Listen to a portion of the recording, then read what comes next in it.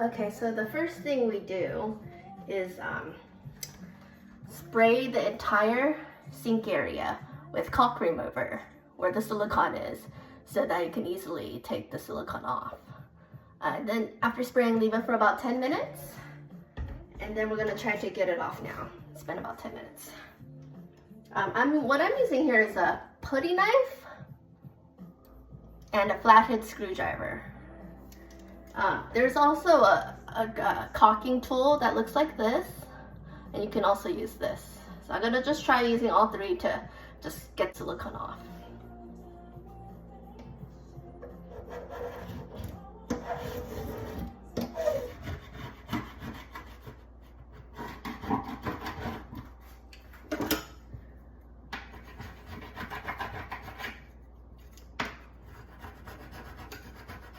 I've scraped most of the old caulk off. I'm just gonna grab a diaper wipe or something, a wet cloth, to clean up the area and see if I need to do more areas, if I missed any spots. And at this point, you wanna not turn the water on, because the best way to do this is to keep all of the surfaces dry as much as possible. Make sure the surface area now is going to be as completely dry and free of mold and bacteria. I'm going to grab some hydrogen peroxide and let it sit there for about 5 minutes.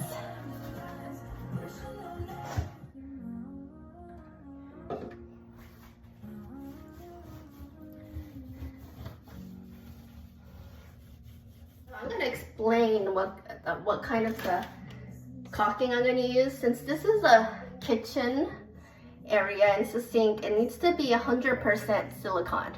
And it doesn't require a caulking gun. Just open it. And before you start caulking, what you want to also do is grab some dish detergent, fill up a spraying bottle with drinking water, and just put a little bit in so you can see some soap suds. What we're gonna do is, after applying the caulk, we're gonna lightly spray all the caulk so we can run our finger down the caulk to smooth it out without making too many bumps. Hydrogen peroxide has been sitting there for a while. I'm gonna just take a dry paper towel and try to wipe as much liquid off as possible.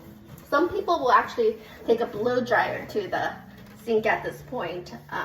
Well, the new caulk, how long the new caulk lasts depends on how dry and clean the area is when you prep it.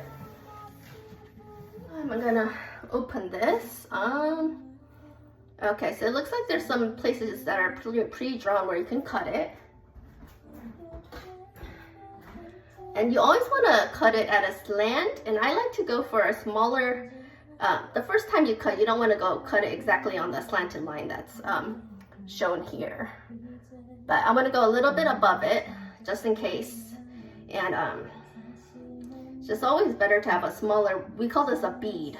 The size of the caulk is called a bead.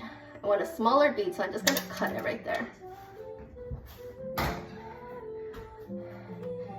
And this is an almond color to match my beige counter surface. And you put the slant up against the corner, and you want to just point it to where the sink and the counter join. And this is actually harder to use a tube because you can't keep on applying the same amount of force to it, but I will try.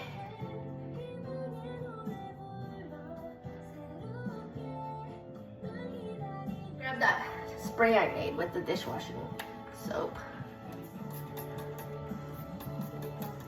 Just grab a diaper wipe, smooth it out. I can use my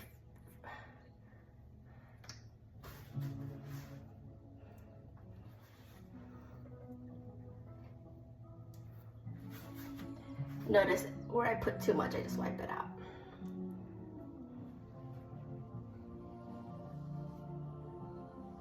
This is starting to dry, so this is when you go, okay, it's not as clean as I want it, but I'm gonna just just gonna stop at this point so I don't ruin the job.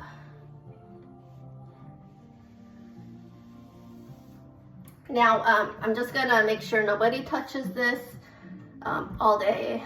I'll make sure it'll be dry in about an hour to the touch, and then you probably don't want to use the sink for 8 hours. I'll clean up this area when it's done, though I will take the tools to a different bathroom to clean them so they don't rust. And that's pretty much it